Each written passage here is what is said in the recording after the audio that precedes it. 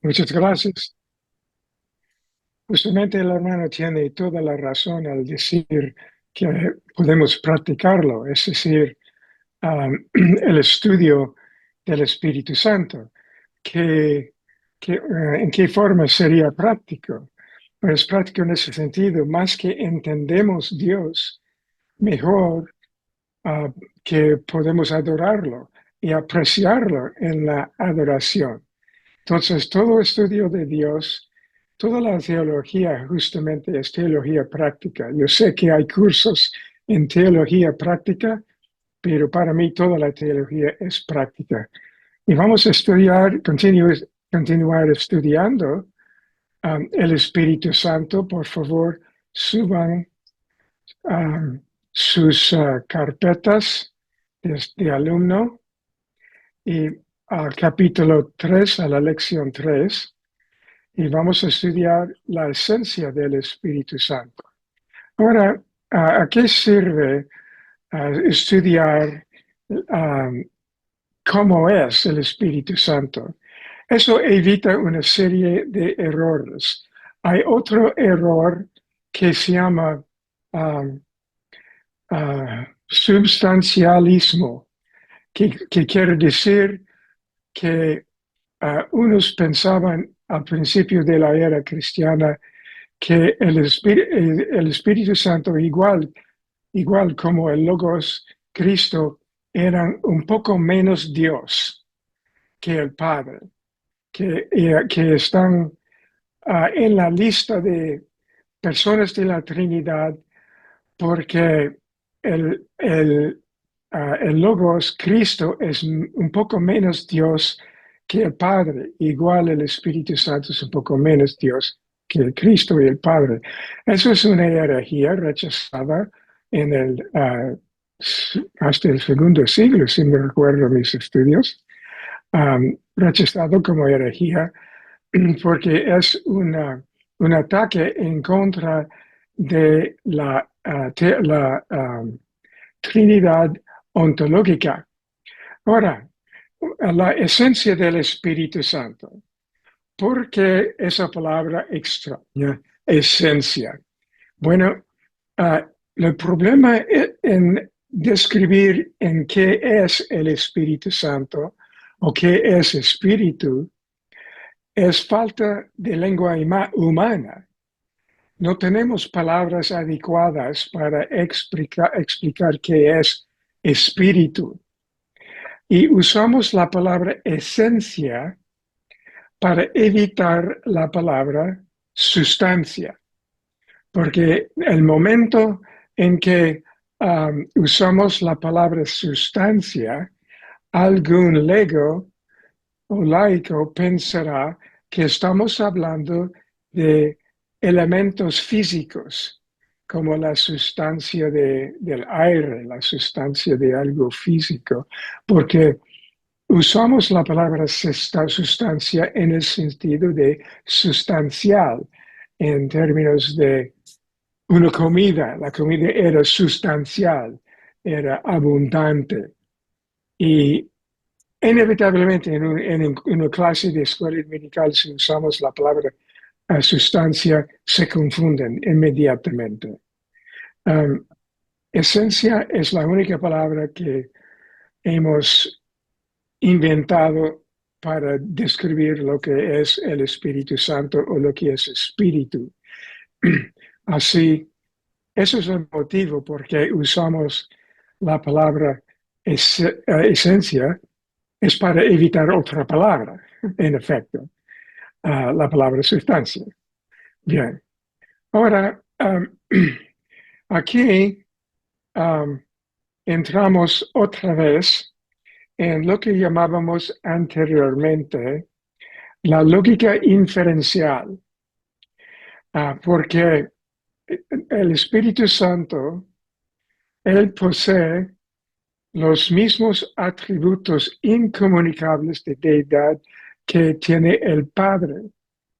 La última vez, si me recuerdo bien, aprendimos algo sobre cuáles son um, los, um, los atributos incomunicables. son atributos que lógicamente no se puede tener, Dios no puede tener en común con un ser finito como nosotros. Por ejemplo, eternidad. Entonces no somos eternos, fuimos creados. Omnisciente, infinito, todopoderoso. Esos son atributos que Él no puede tener, que nosotros no podemos tener en común con Dios. Ahora, viendo um, elementos, uh, por ejemplo, aquí en estos textos, Hebreos 4:14, por ejemplo, vemos que el Espíritu Santo tiene esos mismos atributos divinos que Dios Padre. Y a base de eso inferimos que es Dios igual, que no es el Padre, pero es Dios igualmente que el Padre. Y por eso, aquí está el punto que estoy llevando. A causa de tener y poseer los atributos incomunicables, lógicamente tiene que poseer también la misma esencia. No hay manera de evitar la inferencia. Ejemplo, la letra es tan chiquita en la ventana emergente, pero voy a ver si puedo leerlo. Cuanto más la sangre de Cristo, el cual, mediante el Espíritu eterno, etc., se ofreció a sí mismo, mediante el Espíritu eterno, eternidad, es la respuesta. Y la próxima texto, donde estamos aquí, ya, um, es que dice, Dios nos las reveló, es decir, los misterios divinos, por el Espíritu, porque el Espíritu todo lo escudriña, aún lo profundo de Dios. Bueno, si el Espíritu Santo es capaz de escudriñar todo lo del Padre, es que es omnisciente, una inferencia lógica que no se puede escapar. Y Salmos 139, ¿a dónde me iré de tu espíritu? ¿Y dónde huiré de tu presencia? Si subiere a los cielos, allí estás tú. Si en el Seol hiciera mi estrado, y aquí, allí tú estás. Es decir, Él es infinito, infinito. Y también Romanos 15, otro atributo incomunicable, con potencias, señales y prodigios en el poder del Espíritu de Dios. Es es todopoderoso, todopoderoso. Ahora, comparando estos mismos atributos que son señalados a Dios Padre mismo, así deducimos que obviamente el Espíritu Santo tiene la misma esencia y es por tanto Dios y igual a Dios. Bien, ahora vamos a ver este próximo punto. Ese capítulo primero de Corintios 2 tiene tantas pistas o tantas ah, matices, tantos matices para indicar la diferencia entre la mente del Espíritu y la mente del Padre. Vamos a ver eso luego. Note en el capítulo 2, ya hemos visto eso, a ver, en el capítulo 2, que el Espíritu escudriña las profundidades de Dios. Bueno, si Él escudriña las profundidades de Dios, es decir, están hablando de dos mentes, no una, dos mentes, que indica que, y eso es una evidencia que el Espíritu Santo, contrario a lo que piensan los testigos de Jehová y otras sectas, que el Espíritu Santo no es una mera emanación del poder de Jehová, que es una personalidad distinto de Dios Padre, aunque de la misma esencia. Ahora, segundo, lo puse en letra aquí en su guía porque es evidente, es importante a este punto. Nota que Pablo describe lo que llamamos un paralelismo entre el espíritu de una persona que está en él y la persona misma, que el espíritu de la persona escudriña lo interior de lo que es como una persona y está usando ese paralelismo como una ilustración de cómo actúa y funciona el Espíritu Santo dentro de la Trinidad. Ya, que igual como nosotros tenemos un espíritu, con ese espíritu nos escudrimos, igual el Espíritu Santo como parte de la deidad escudriña la mente de Dios, indicando que no es una mera emanación solamente. Es una emanación de Dios, Padre, pero de toda forma distinto. El Espíritu de Dios comprende los pensamientos de Dios. Eso indica dos mentes en acción.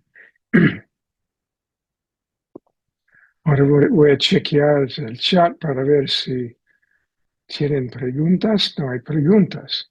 Ujú. Bueno, a propósito, tengo ahora, tenemos subtítulos y podemos entonces conversar, ah, pero a su gusto puede conversar, alza la mano en un momento, pero vamos a pasar a otra doctrina y luego un momento para preguntas. ¿Okay? Ahora, la doctrina filioque. ¿Qué es esa doctrina? Es parte de los estudios en la historia de la Iglesia y justamente en la neometodología también es importante. Esa palabra filioque proviene del latín, dos palabras, filios, hijo, y que quiere decir y significa y el hijo. Las primeras partes, primeros siglos de la cristiandad hasta el quinto siglo, se decía que el Espíritu Santo es engendrado por el Papa, el Padre, por el Padre. Pero a partir del quinto siglo se levantó la idea de que el Espíritu Santo también es engendrado también por el Hijo. Y en ciertos credos, creo que fue en el quinto siglo, en el credo de Éfeso, se añadió las palabras y el Hijo. Es decir, que el Espíritu Santo es engendrado por el Padre y por el Hijo. Esa clase de de noción o doctrina seguía hasta el siglo XII, siglo XI y XII, cuando las iglesias orientales, es decir, de Constantinopla versus Roma, desde Constantinopla al este, rechazaron la doctrina de Filioque. Ellos dijeron que no tiene apoyo escritural adecuado y además representa un desprecio del Espíritu Santo, decían. Las iglesias occidentales rechazaron las protestas de Constantinopla y eso creó lo que se llama en la historia el Gran Cisma. Y eso tomó lugar, a ver, en el año que fue 1200, se me olvidó marcarlo. No, 1054. no, 1054. 1054. Ahí está, 1054. Es el gran cisma. Ahora, las iglesias reformadas sí aceptan la doctrina de Filioque. Dicen que aunque los argumentos orientales tienen cierto peso, que el peso de evidencias al otro lado para aceptar la doctrina de Filioque son un poco más pesadas. Así las iglesias reformadas, presbiterianas y otras iglesias reformadas que justamente son orientales, perdón, que son occidentales, aceptan esta doctrina por los motivos que pusimos aquí bajo postura occidental, que dice primero el Espíritu Santo es enviado tanto por el Padre como por el Hijo. Y vemos eso en, por ejemplo, Juan 15. Pero cuando venga el Consolador, a quien yo os enviaré del Padre, es decir, yo lo voy a enviar, pero proviene del Padre.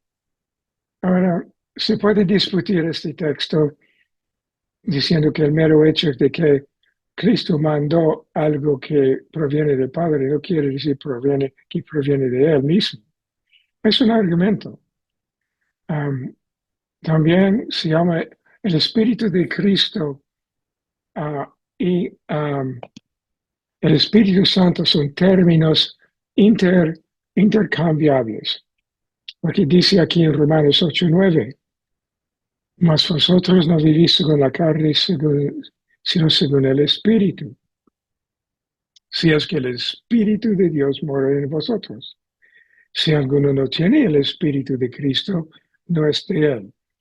Eso es un texto que usa intercambiable la frase Espíritu de Cristo y Espíritu de Dios. Así, a base de esto, ¿acaso eso es probablemente el texto más fuerte para apoyar el filioque? Porque suena más o menos el hecho de que él proviene, él es mandado de Cristo y que también el Espíritu de Cristo, Espíritus de Dios son intercambiables. Bueno, es un argumento. A ver lo que tenemos en 1 de Pedro 11, 1:11.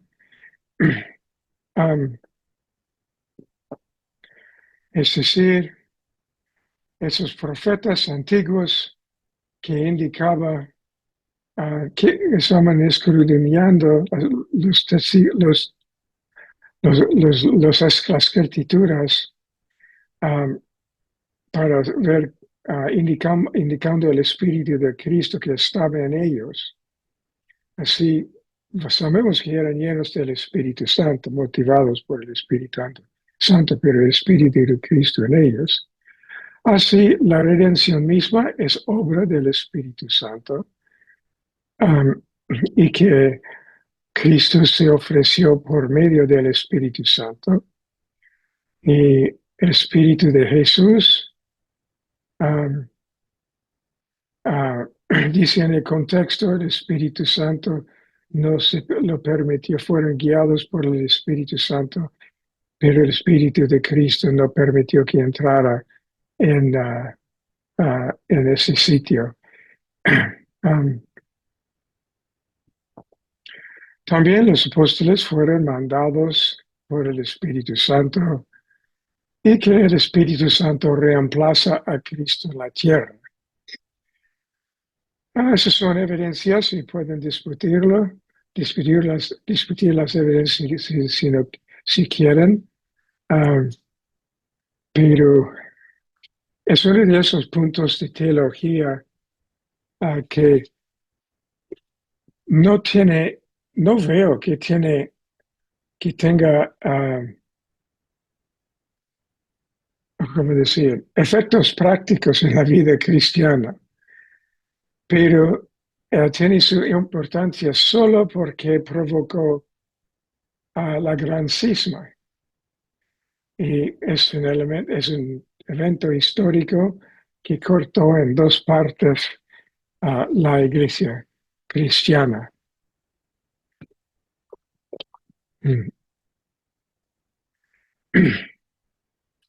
A ver, estamos casi terminados con capítulo 4, capítulo 3, y tengo aquí puesto causas culturales de la gran cisma. Tengo eso mal escrito. Es una errata de la gran cisma. Ok.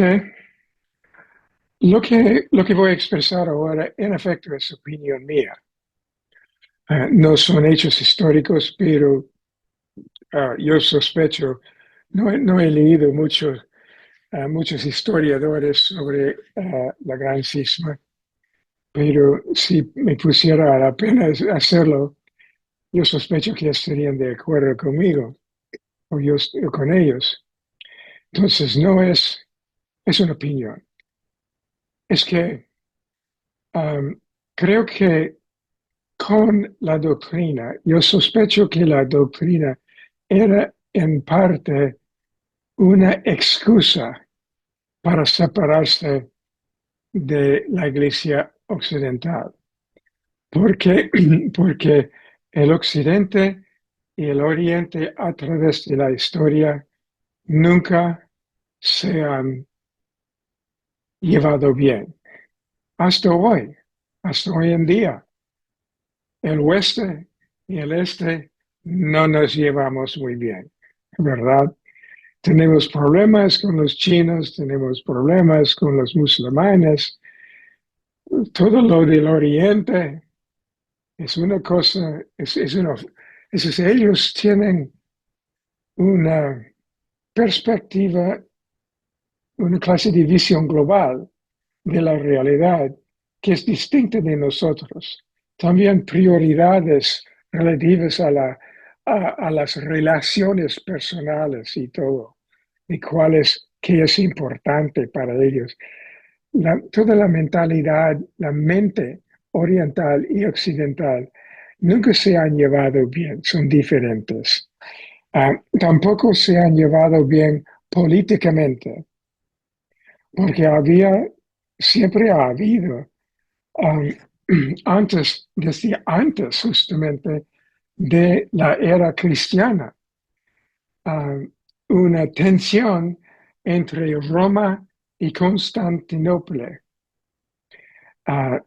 hasta tensiones Bueno, es que estaban por mucho tiempo mutuamente importantes, interdependientes por motivos económicos, porque bienes como las especies, etcétera, pasaban por Constantinopla por el oriente hacia el oeste.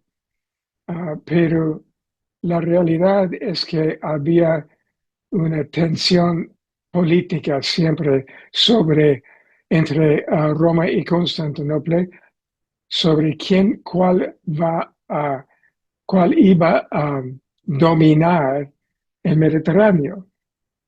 Ahora, había entonces lo que llamamos una competencia por el dominio de la región, y eso es un hecho histórico.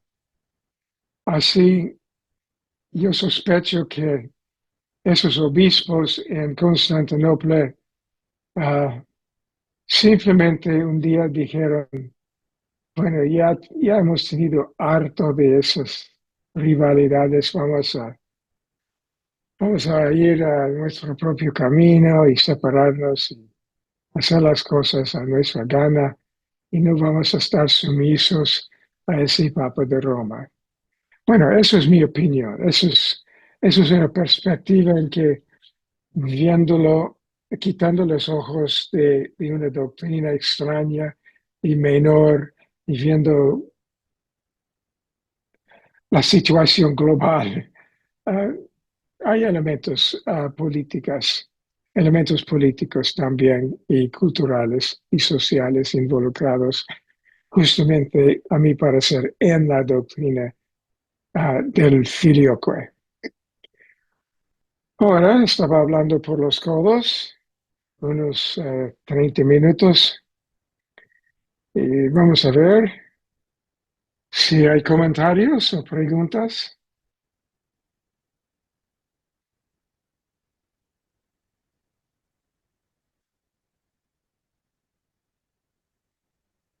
No hay comentarios.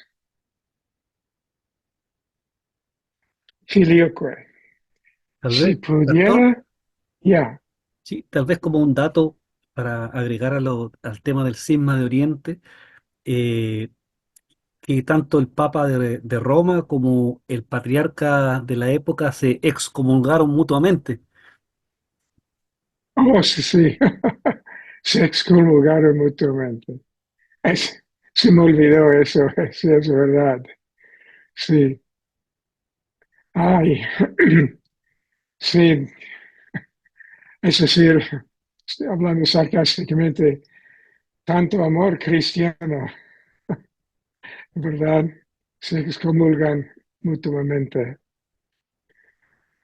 Ok, ya, la pregunta es si pudiera recapitular brevemente Filioque.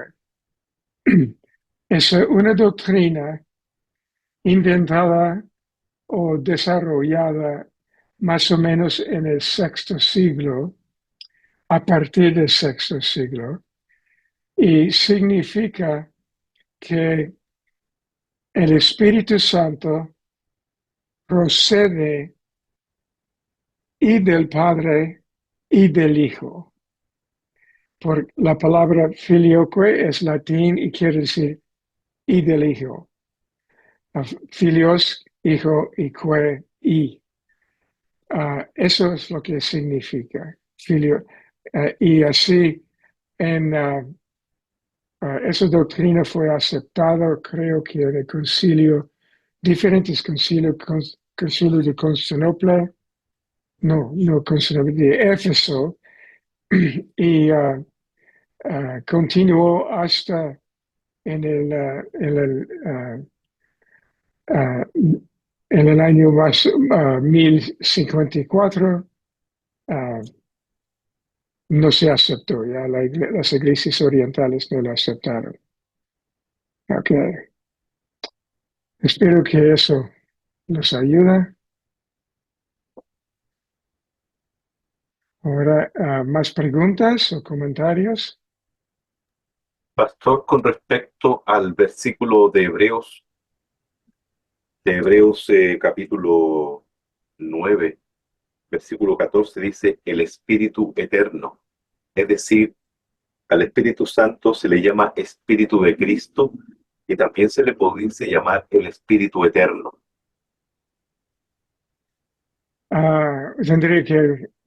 Tendría que ver el texto otra vez. Suena como si está diciendo que en este texto, ¿qué era? ¿9:20? No, 9:14. 9:14. Sí, lo leo. Dice, cuánto más la sangre de Cristo, el cual mediante el Espíritu Eterno se ofreció a sí mismo sin mancha a Dios, limpiará vuestras conciencias de obras muertas para que sirváis al Dios vivo. Ya. ¿Es un comentario o una No, es una pregunta? pregunta, si también se le pudiese llamar el Espíritu Eterno, aparte de llamarle el Espíritu de Cristo, si se le puede llamar el Espíritu Eterno, según este versículo que vemos acá. Sí, sí, a ver, déjame ver el texto. Debería haber tenido mi Biblia electrónica. Cuanto más la sangre de Cristo, el cual mediante el Espíritu Santo se ofreció a sí mismo sin mancha a Dios. Sí, sí, se puede interpretar de esa manera, no veo por qué no. Hay, hay tanto superposición en estas cuestiones, ¿verdad? Ah, en estos textos estudiándolo se ve esos superposiciones o traslapos. No sé cuál es la palabra apropiada en esos textos relativos a las personas de la Trinidad. Ah, Más de eso, ¿qué se puede decir? ¿Ok? Ahora vamos a tomar un descanso de unos 5 minutos para descansar la voz un poquito y luego pasar al capítulo 4. Es posible que terminemos 4 y parte del 5 esta noche porque son capítulos cortos, breves. Ahora, en 5 minutos regresamos a las 40. Ok, Ya. Comenzamos otra vez. Muy bien. Capítulo 4, o lección 4 en su carpeta. Bien. La persona del Espíritu Santo. Ya hemos hablado de algo de eso. Um, pero quisiéramos poner eso a fondo para que ustedes puedan defender la doctrina o justamente enseñar eso en una clase de escuela dominical. Ahora, la importancia de estudiar la persona del Espíritu Santo es para cerrar la puerta a ciertos errores típicos de sectas falsas o a veces que simplemente son malentendidos teológicos de la parte de cristianos. Ahora, unos piensan como testigos de Jehová que el Espíritu Santo es nada más que una metáfora por el poder de Jehová y nada más que una metáfora que no es una personalidad distinto y diferente del Padre. En otras palabras, ellos niegan la Trinidad. Así, los cristianos, a veces cristianos que no han sido enseñados o muy maduros por ser nuevos o algo así, imaginen que el Espíritu Santo simplemente quiere decir el poder de Dios nomás. Y es más de eso. Los unitarios también llevan esa clase de doctrina que hay Dios junto, hay un Dios, un solo ser y tiene poder y eso significa Espíritu Santo. Eso no es correcto. Vemos eso porque atributos personales son atribuidos al Espíritu Santo.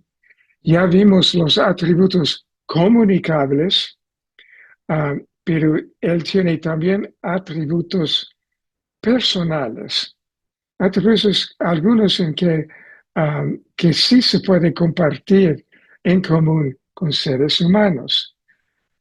Tiene una mente. Ahora, el mero hecho de que tiene una mente nos dice todo lo que es necesario para entenderlo. En Romanos 8:26 dice, el Espíritu nos ayuda en nuestra debilidad. ¿Cómo nos ayuda? Es decir, cómo hemos de pedir, como conviene, no lo sabemos. Es decir, a veces no sabemos qué pedir de Dios, pero el Espíritu mismo intercede por nosotros con gemidos indecibles.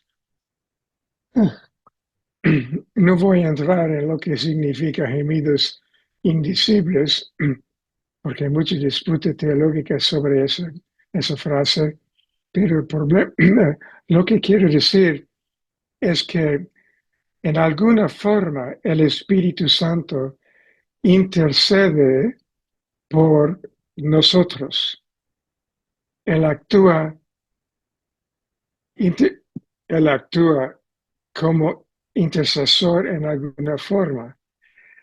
Unos teólogos o maestros dicen que el Espíritu Santo toma nuestras intenciones, nuestras palabras defectuosas, etcétera, y los traslade en algo que es santo y mejor a presentar al Padre. Bueno, eso es especulación. No estoy en contra de eso en ninguna forma. También eso indica que es una personalidad consciente que puede interceder por otro ser.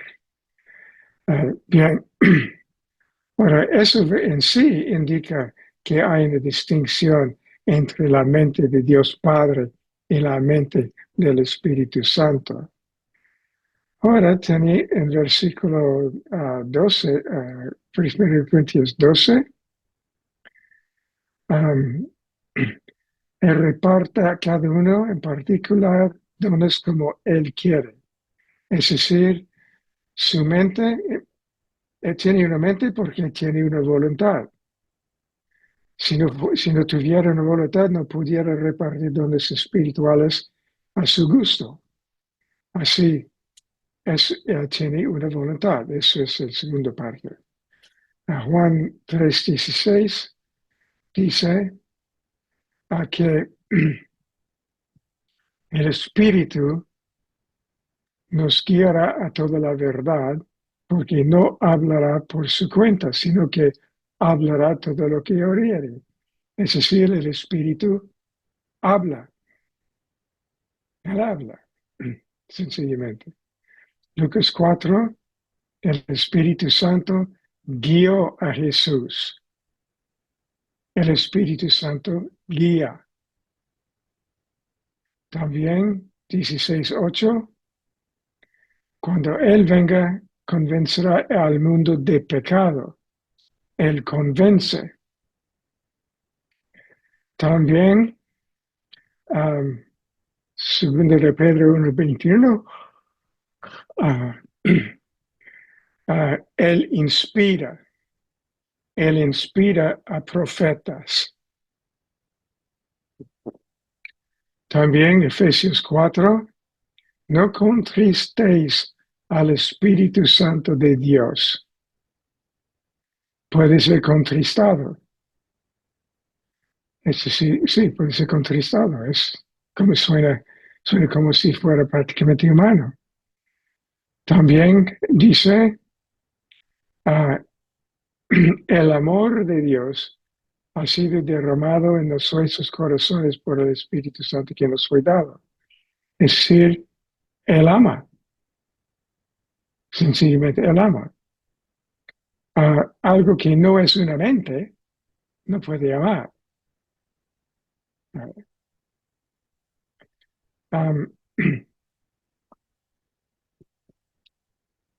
la próxima parte es un poco difícil expresar, lo expresé de la manera que pude, su poder frente a su persona. Lo que quiere decir por eso es que hay textos, como hemos visto, y vamos a ver otro texto, que habla del poder del Espíritu Santo como solo uno de sus atributos. Sí es un atributo, sí, pero tiene otros atributos que poder. Por tanto, es imposible decir que el Espíritu Santo es nada más que el poder de Dios, una metáfora, y que no es un ser independiente o distinto del Padre, no independiente del Padre, sino distinto del Padre. Es decir, los miembros de la Trinidad no son independientes de los unos de los otros, son interdependientes, aunque personas distintas. Yeah. Ahora, lo que estoy diciendo, ahora vamos a ver el texto, si puedo hacerlo.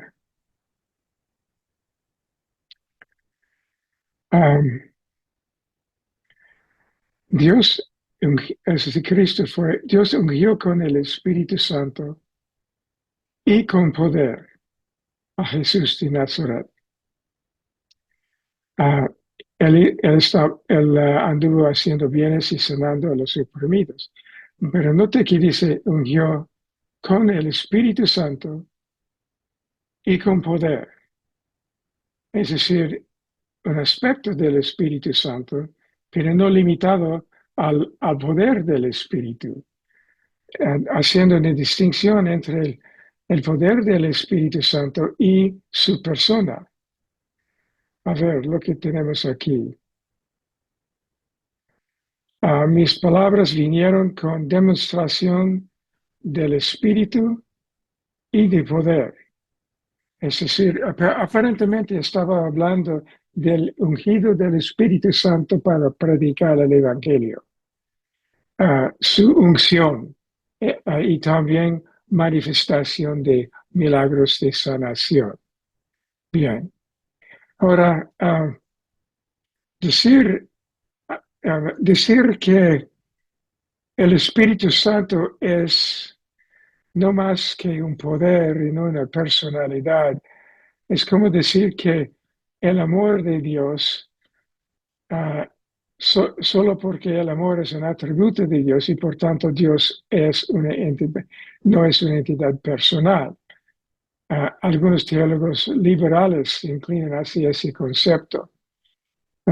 Bien, el poder del Espíritu Santo es su atributo más destacado en las Escrituras, pero eso no quiere decir que es nada más que poder. Eso es el punto a enseñar al cristiano en su iglesia. Ahora también, interesante, comunión, 2 de Corintios 13:14.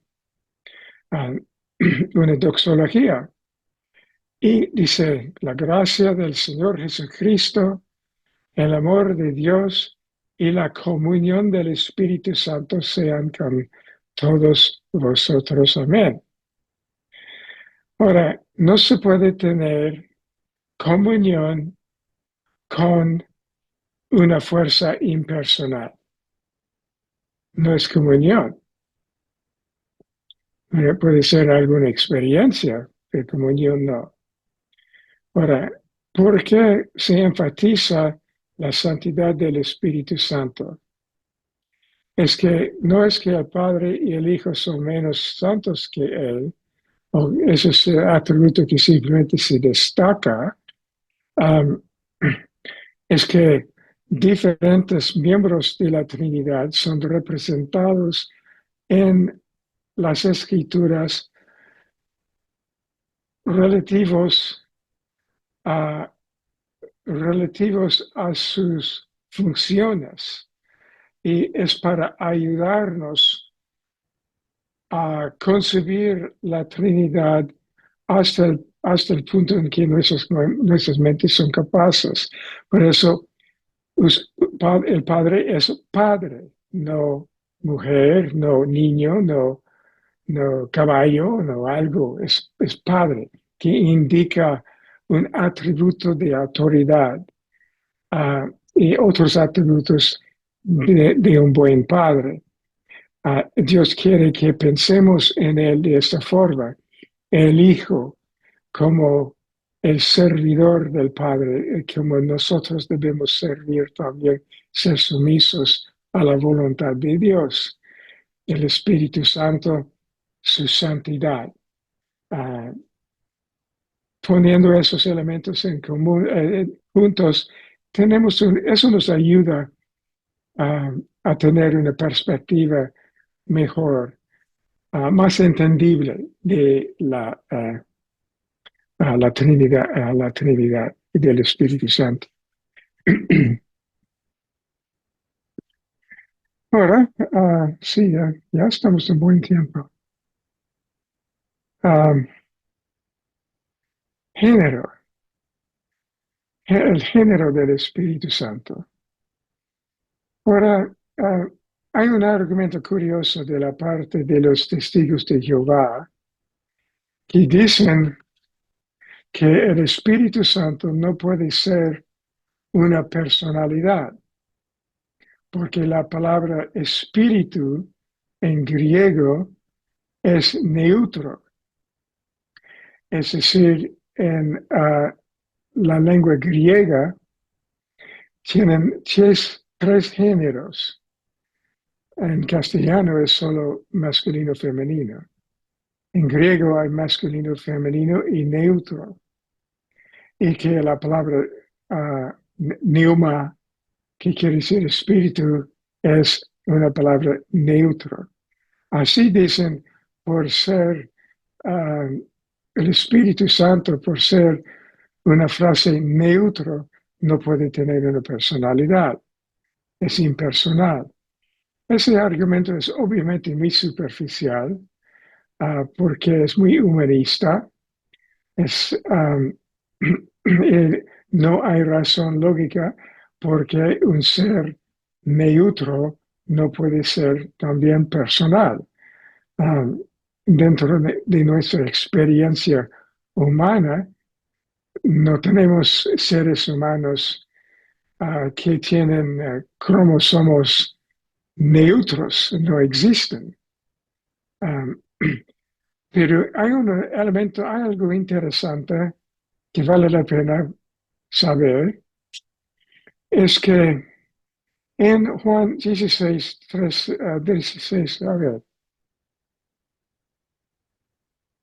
16, 8, cuando dice, cuando Él venga, ahí Juan está usando el sustantivo masculino, cuando Él venga. Y usando el sustantivo masculino sería una anomalía en la gramática griega. Y creemos que este propósito es ekainos masculino singular, no ekainon, que es neutro singular. Y él usa la palabra ekainos, que también se puede traducir como akelio. En efecto, es mejor la traducción por akainos, akelio, a mi parecer. Es masculino singular. Juan quiso aclarar la personificación del Espíritu Santo. Entonces, él usó ese pronombre masculino singular como una excepción. Es una excepción, pero está en el texto inspirado. Esa excepción dando un sustantivo masculino singular al Espíritu Santo, aunque la palabra espíritu es neutra. Bien. Una curiosidad en la teología. Muy bien. Ahora, ya vamos a terminar 2 lecciones pronto. Ahora, la ambigüedad y humildad del Espíritu Santo. Eso es una interpretación mía. Pero vamos a leer el texto. Pero cuando venga el Espíritu de verdad, Él os guiará a toda la verdad. Él me glorificará. El Espíritu Santo es dado para glorificar a Cristo, para exaltar a Cristo, no exaltar a sí mismo.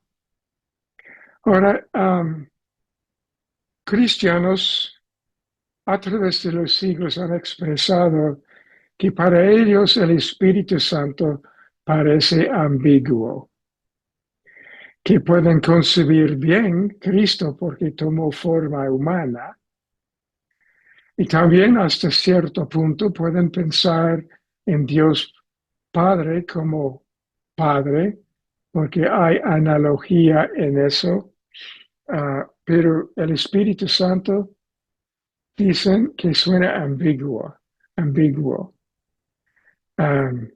Es verdad, es decir, se compara con fuego, se compara con agua, pero más de eso, uno tiene el sentir de que definiendo el Espíritu Santo o concebiendo en su mente el Espíritu Santo es como agarrando el aire, agarrando humo.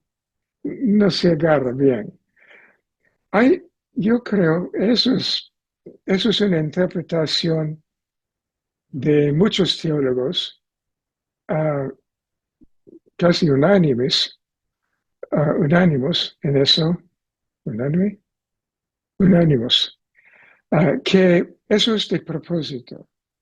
La ambigüedad del Espíritu Santo es de propósito porque su propósito, su misión, su presencia es exaltar a Cristo, es glorificar a Cristo.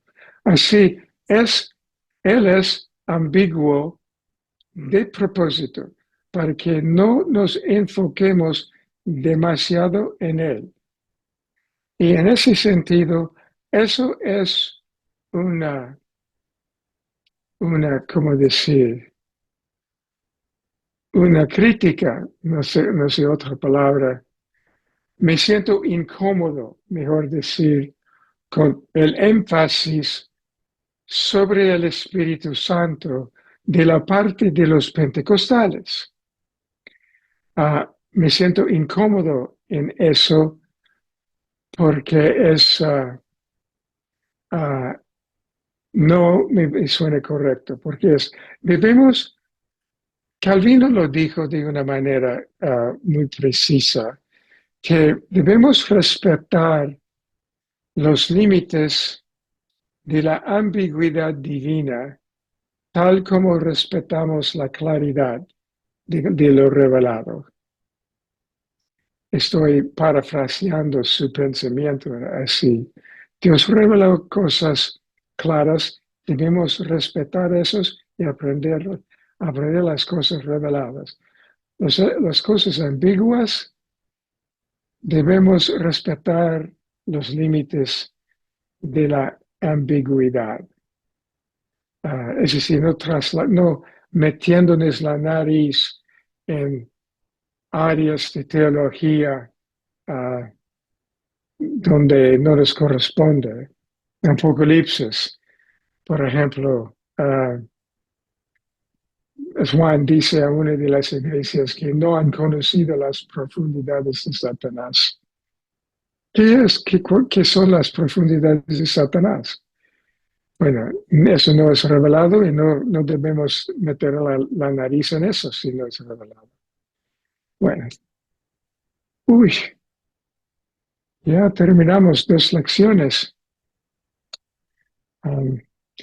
Otras lecciones vamos a ir un poco más despacio porque hay mucha controversia. Ahora, ¿hay preguntas o comentarios? Pastor, ¿puedo hacer un comentario?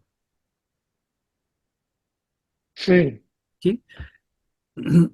Con respecto al género del Espíritu Santo, es interesante porque hay un movimiento que nació en México por un pastor de apellido Mesa, Jonathan Mesa, eh, que él afirma que el Espíritu Santo es femenino. Y más aún, ¿no? Dice la herejía de que es casado con Dios, es la esposa de Dios. Eh, y basa su argumento en un análisis lingüístico, primero, de el término arameo, que dice es el idioma que hablaba Jesús y los discípulos, en que la palabra espíritu, rusha, es femenino. Y argumenta también con respecto al griego de que, bueno, usted ya lo mencionó que la palabra neuma es neutra, pero por ejemplo habla acerca de los sinónimos con los cuales se describe el Espíritu Santo. Peleia, paloma, femenino. Futia, fuego, que viene de futia, luz, que también es femenino en el griego.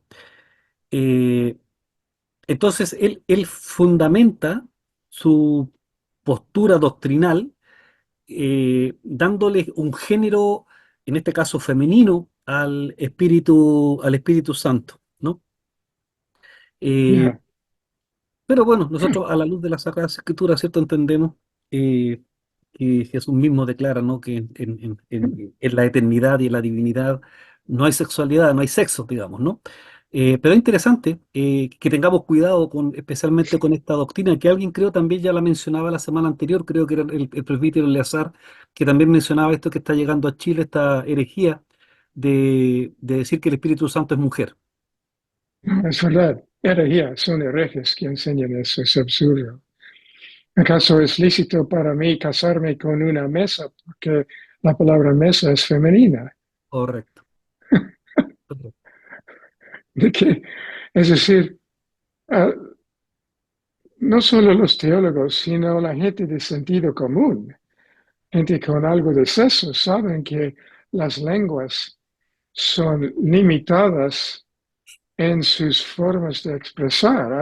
Hay limitaciones, incluso en hebreo, incluso en griego. Ah, por ejemplo, la palabra en castellano es igual en griego. La palabra hermanos, los hermanos de la iglesia. Vamos a tomarlo literalmente de solo hombres pueden ser miembros de la iglesia, solo por usar la palabra hermanos. Um, Eso sabemos que eso es una anomalía, es una anomalía de lengua y que esa anomalía de lengua no corresponde a la realidad. Um, Cuando estaba enseñando español una vez en las escuelas públicas, a pesar de mis imperfecciones en castellano, um, porque yo sabía mucho más que otros maestros que no sabían nada en español. Y un día estaba enseñando a los niños, a los, a los alumnos jóvenes, de que cuando hay personas en un cuarto y si son hombres y mujeres, que está hablando del grupo, se usa el masculino. Esos hermanos. Alguien dijo, uno de los estudiantes, eso no suena justo. Dije, justo o no, es la verdad. Y dije, miren, si tiene una estrada de, de 10,000 mujeres, son señoras. Si entra un solo hombre, son señores. Y ellos dijeron, eso no es justo.